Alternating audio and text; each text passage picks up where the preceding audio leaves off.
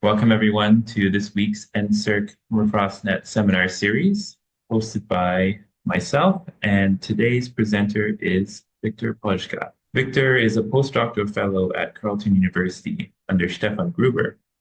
He previously completed a PhD in theoretical cosmology at Imperial College London and has since moved to Ottawa. Coming from the French Alps as a big mountain enthusiast, he wanted to contribute to a scientific field that works at the intersection of climate change and mountain studies. Victor is now studying slope failures in permafrost areas with a focus on northern British Columbia and the Yukon. Good afternoon, everyone. Morning for the ones on the West Coast. I'm Victor Pozsgay. I work at Carleton with Gabe, for instance, and many others that you've seen in this series. And today I'm going to talk about a new model of temperature inversions to correct bias in reanalysis data. But I would like to tie this into a sort of wider scope and one that is more relevant for this group, which is the one of permafrost landslides. This is one that I had a chance to visit last summer close to Dawson City.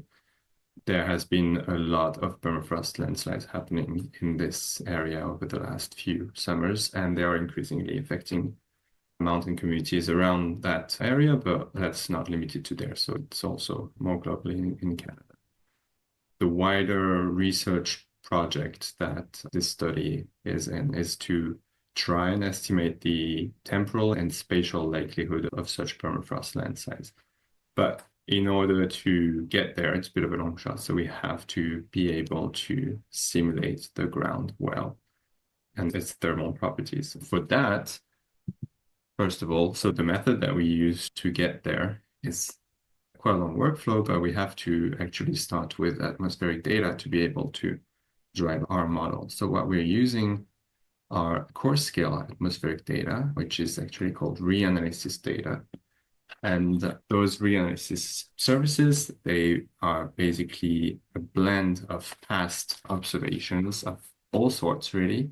So you have satellites, radio sound, for instance, aircraft, and then if you're also looking at ocean studies, then maybe they could be coming from ships or buoys, etc. And those vary greatly in like their sources, where you can draw them from, and their formats and quality. So it would be a huge task for an individual to get all of this data together and make sense of it.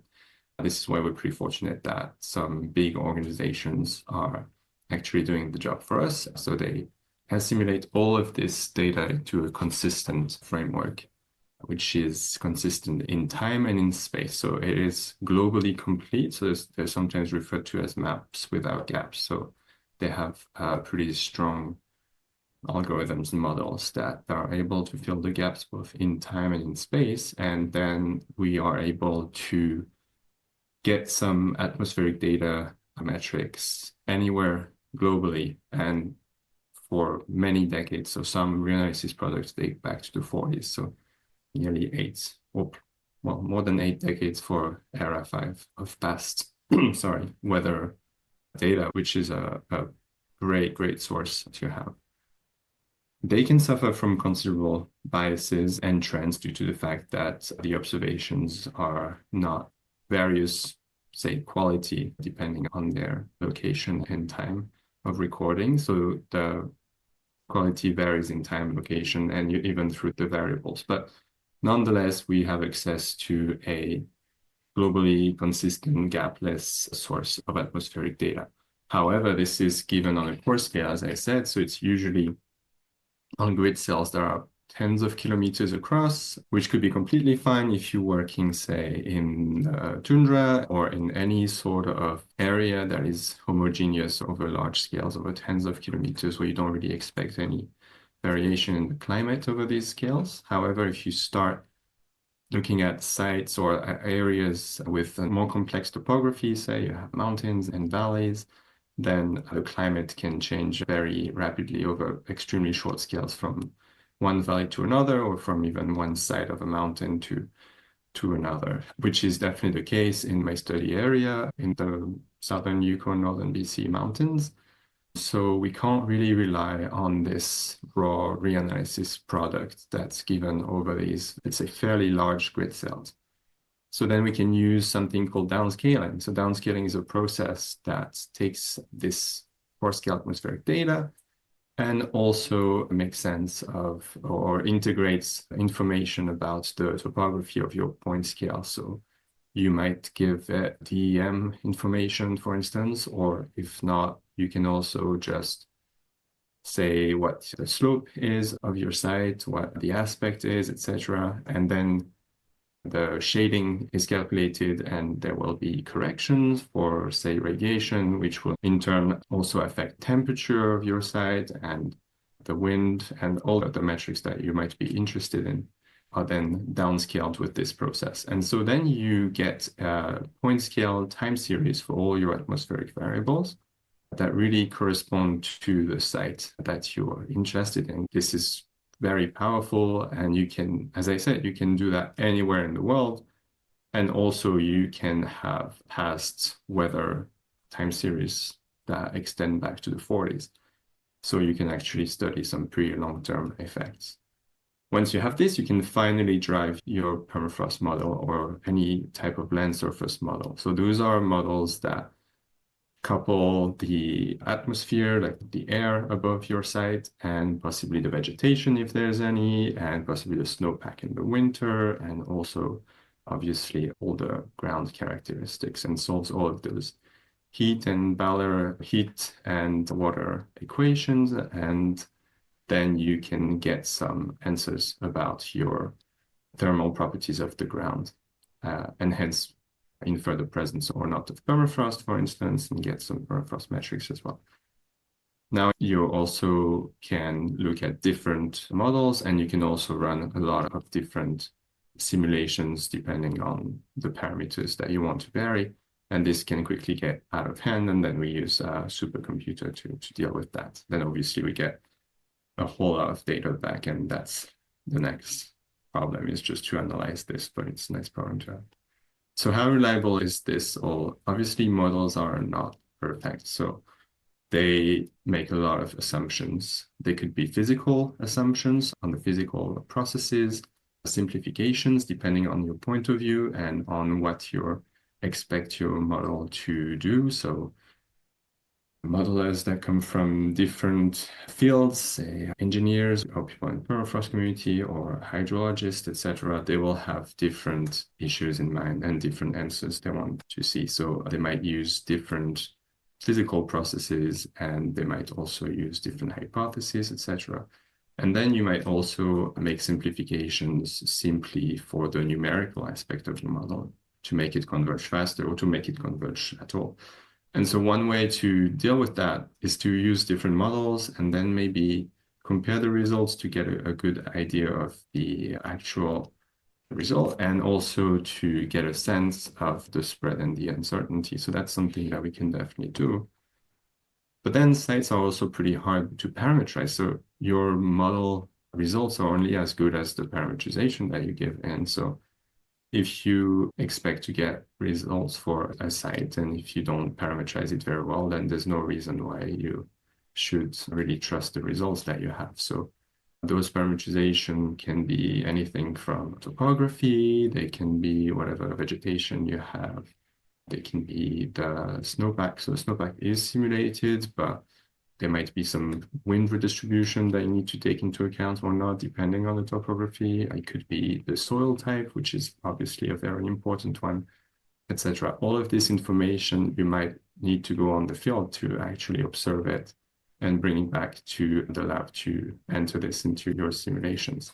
So this is something we do in our group. We do field work and get all of this information to inform our simulations. If you don't do that, you can also rely on estimations, and then you might want to try a plausible range for your parameters. So say if you have a few parameters that you don't know, you might want to try with a lower bound value, maybe a mid value, maybe an upper value, and then you do that for, say, the slope, and you do that for the aspect if you don't exactly know what it is, and you can do that for many other parameters where you're a bit unsure, and then that starts to add up. So it is exponential in the number of parameters, and then obviously that means that you do a lot of simulations. So this is what we call an ensemble simulation, and then we can do that too with the help of a supercomputer.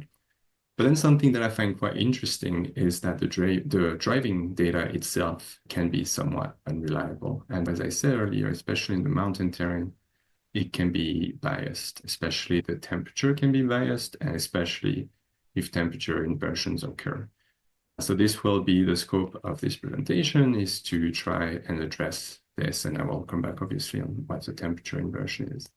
Also, we all know that snowpack is a massive driver of ground temperature, and the snowpack is simulated through all of this modeling, but it can suffer also from pretty large biases. So I'm currently also looking at automating some satellite data acquisition to calibrate those simulations.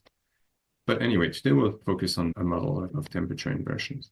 So what are they? Usually, when you look at the troposphere, which is the kind of the lower part of the atmosphere, the first few kilometers, it's warmer closer to the ground, and it gets colder higher up you go. And roughly speaking, there is a global average value that you lose about 6.5 degrees Celsius per kilometer that you go up in elevation. And so also roughly speaking, you can assume that it's a rough linear relationship. So if you look at this plot, you have the temperature profile with respect to elevation. It's warm at the bottom, it's cold as you get pretty high in elevation. So this is called a normal lapse rate, but they can be air temperature inversions. So those, I'm not going to enter too much into detail on how those settle, because this is not like atmospheric science talk or anything, but basically at night you have your valley bottom that cools down, and then the cold air is kind of settling at the bottom of your valley. And in the morning, when the sun starts to hit, under certain circumstances, if it's very stable and there's no any type of mixing, then you will start reheating the upper part of the valley first. And yeah, if there's no mixing at all, then you can arrive at a sort of stratification of your air column, and it will create a sort of warm lid above the cold air that is trapped at the bottom of your valley. If it's not very strong, it will break up at the end of the morning, but in certain places it can last for days or even longer. And so if it's cold at the bottom, or if it's colder than you would have expected, it means that you can maybe actually have permafrost in places where you wouldn't have expected it if it were not for these temperature inversions. And so in this case, the temperature profile will look like something like this. So in the upper part, you have your normal lapse rate. And then you have a temperature inversion because the functional form of your profile just gets inverted and goes back the other way. The lapse rate that I say, about 6.5 degrees per kilometer, that's a very broad approximation. It varies spatially, very much so, and it varies temporally a lot as well in the same place. It has trends, long-term trends, but it also varies seasonally, and it also varies like sub-daily. So it's good first approximation, but really one needs to go further than that. So as I said, we'll look at reanalysis data, but you might wonder, why aren't we just using weather stations? So this is a map of Switzerland with their very impressively dense network of automatic weather stations. There have been studies already in Switzerland to try and quantify the effect of air temperature inversions using those automatic weather stations. It works fairly well, but you need a lot of weather stations scanning different elevations in a small area to try and extrapolate this relationship. Which now, if we superimpose the map of Switzerland with, say, the map of the Yukon at the same scale, and we look at the available automatic weather stations from ECCC, then it's sparse, and especially if you only want to select the ones that are in mountainous areas. So if you have a given site in mind that you want to study, chances are extremely slim that you will have weather stations that you can use in this area. So you might want to rely on something that's a bit more global. So this is why we're using reanalysis data. So reanalysis data, as I said, it's global. It goes back to the 40s for some products, and it is given on a grid cell. So here it's represented by this yellow square. This is in the Alps. And all your meteorological metrics are calculated from different pressure levels at and above your grid. The grid elevation is, roughly speaking, the mean elevation of your terrain within that grid cell. So this is, however, below, so everything is computed above this grid in terms of any metric, temperature, pressure, precipitation, wind, anything, radiation, all of that. However, below the grid level, it's not using any physical processes. It's using just an extrapolation that is based on the normal lapse rate. So it's completely missing inversions below the grid. And that's not a problem in the Alps, for instance, where it's much warmer climates. All of the permafrost is in very high altitude mountains, mostly on north faces, always well above the grid cell. However, if we translate this to Arctic and subarctic Canada, much colder climate, very deep, long-lasting, frequent inversions are happening in valley bottoms, and you can have very cold valley bottoms and possibly permafrost there, hundreds of meters below your grid cell. And this is now a problem because this colder than expected behavior is not captured by reanalysis data. So we have to do something about this. So this is why I'm talking today about this temperature inversion model. So here I am looking at an example of a given inversion event that happened in February of 27 at Dawson City, Yukon. So this is actually a column of air above the Dawson City airport. And so we have here pressure level, temperature, and surface temperature from reanalysis data. So reanalysis data gives you two types of temperatures. The first one, pressure level, is extrapolated at different pressure level in the atmosphere, and then you can translate those pressure levels in terms of altitude. So it's an altitude or an elevation dependent temperature. And so as you can see, you have your pattern of an inversion. And then when you arrive towards the grid cell, which is the gray solid line, then it inverts back and follows a normal lapse rate. And this is purely an artifact of the reanalysis. This doesn't actually happen. And so at the site that we wish to model, at the site where we wish to have the actual air temperature, which is hundreds of meters below the grid cell elevation, this is a big problem. So that's one of the two temperatures that we get from reanalysis data. The other one is surface temperature that's given at 2 meters above the grid. But this one is not elevation dependent. So if your site is nowhere close to the elevation of the grid, if it's way above, way lower, then how can we actually trust that it has the same temperature? So we have two different temperatures that we can choose from, and we don't really know if they're a good approximation of your actual observed temperature. So here at the Dawson Airport, we actually have an ECCC station. So we know that the observed temperature is there. It's quite far from the surface temperature, but there's maybe a 5-degree difference, and it's very far from the pressure level temperature. It's maybe 20 degrees colder. So that's a very, very far up. So what should we do? So this is what we're going to do. The algorithm first selects the region where you have a mostly linear regime. So this is in the upper part with those pink disks. And I have to say this is instantaneous because it's at a given time. This is not mean air annual temperature or anything. It's at a given time. And it's dynamic because we repeat this whole algorithm every time step, so at every hour. So at every hour, we identify the linear regime. We can compute the linear relationship. This is the lapse rate in this upper part of the air column. And then we can extrapolate the lapse temperature at the level of the grid and one at the level of the site. So that we can always do. Here I'm just highlighting the inversion area. And so we can define dt, just a name for a difference in temperature at the level of the grid between the surface temperature given by the reanalysis and the would-be temperature if there were no inversion, so if it was the lapse rate the whole way through until the grid. This dt, we can always calculate it just with reanalysis data. However, what we're really interested is not dt at the level of the grid, but dt site, so dt at the level of the site. So this is really, we are interested in trying to get an estimate for that green diamond. So if we do have a green diamond, then we can inform this DT site to calibrate our model. And then when we don't have the green diamond, then this DT site is unknown, and we write it as a function of DT, which is known. And this will be our model that's trying to estimate as well as it can the observed temperature. So our model looks like this. So what we're doing is a dynamic upper atmosphere background lapse rate calculation that's updated at every step. And we calibrated with 5 different stations that are spanning elevations from 300 to 1200 meters around the Dawson area.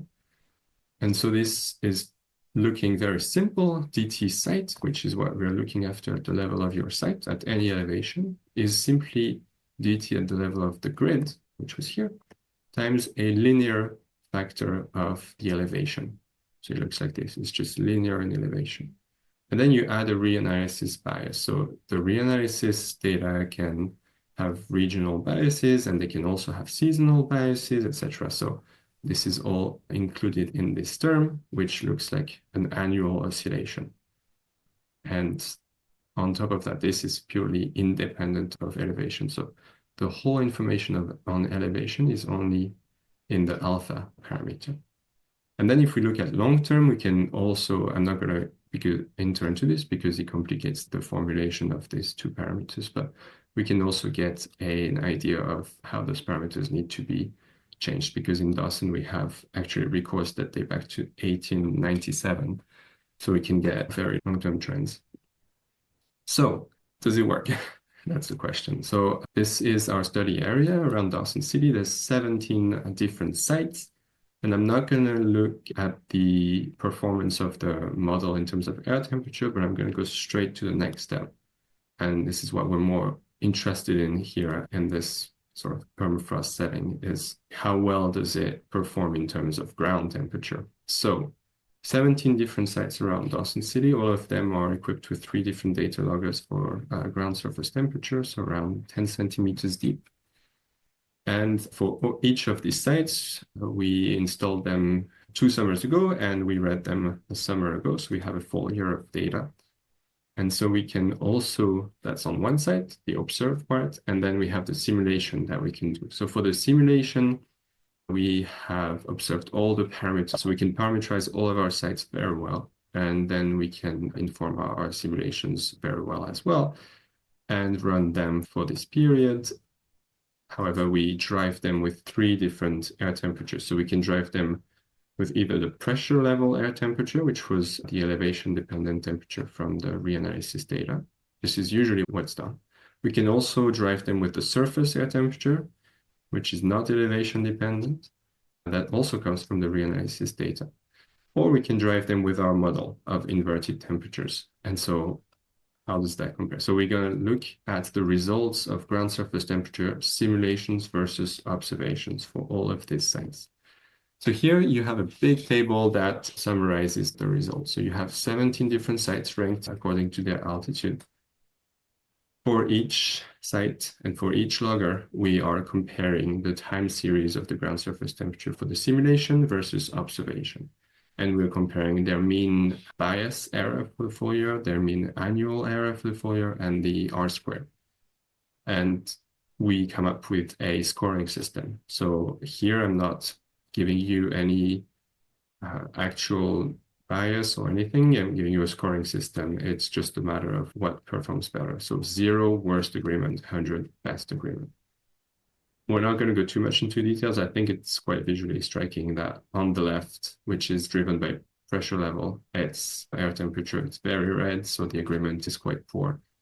And on the right, it's very green. And that's the simulations that are driven by our model. So this is great. So this shows us that every elevation, except for a couple, we have better performance for results of ground surface temperature simulations when it's driven by our inversion model for air temperatures. So this is overall, this works over all elevations, and this is for a specific reanalysis, but it also works across many different reanalyses. So that's a really key takeaway, that the inversion model performs better. And then we can put this into the context of slides, for instance. So this is just for a short example of what we can do with this. So this is a Sunnydale slide close to Dawson City. It is instrumented and known to have some slope movement. And so what we can do is we can do for this slide or for any other area really, but we can simulate the properties of the ground for longer term. So here I'm only showing 25 years, but as I said, we can go back all the way to the 40s. And what we're interested in is, can we see any correlation in the timing of some potential landslide triggers? So air temperature could be one, ground temperature could be one, water production could be one. Water production here is the sum of precipitation and melt from snow. And so is there a correlation between extremes in these metrics and slope movement?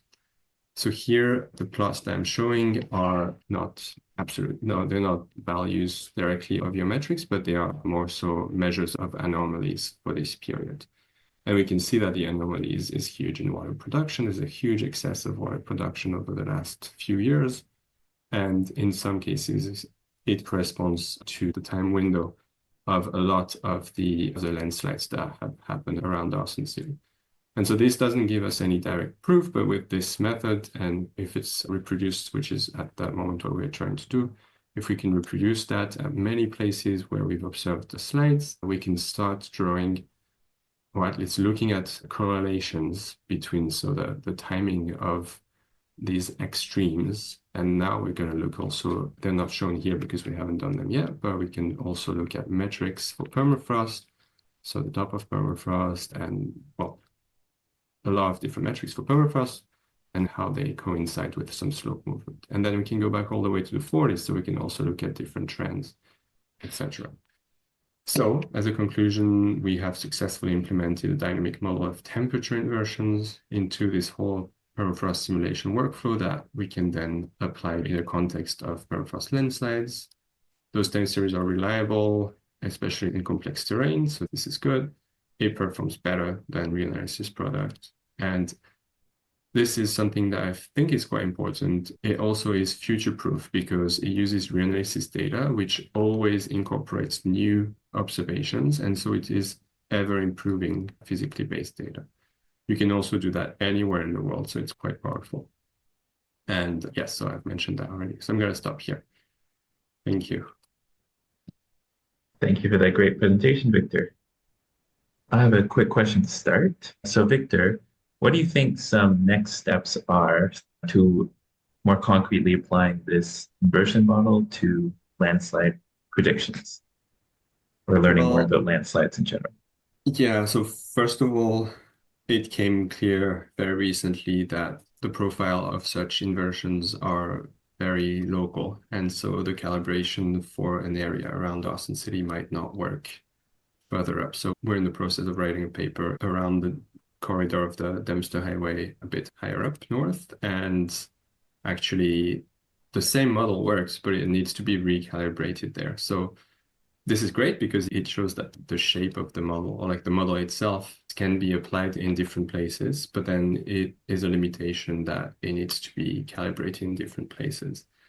So that complicates slightly things. But then, yeah, the future for permafrost landslides is really to get a big inventory of landslides and run very long-term simulations for, so like as far as we can go from the 40s for all these different places. We have ideas with collaborators at the YGS to try and correlate those kind of any variation in those metrics to variations in physically observable metrics on the ground. So those could be any type of slope movement, or from this data from tilt meters, there's data from LiDAR, there's data from also even tree rings. That's kind of new and quite interesting. So this is more of a way to make correlations between metrics, especially permafrost metrics, evolution and slope movement. And then if we start seeing some strong patterns that are independent of the locations, then we can inform for future permafrost landslides by running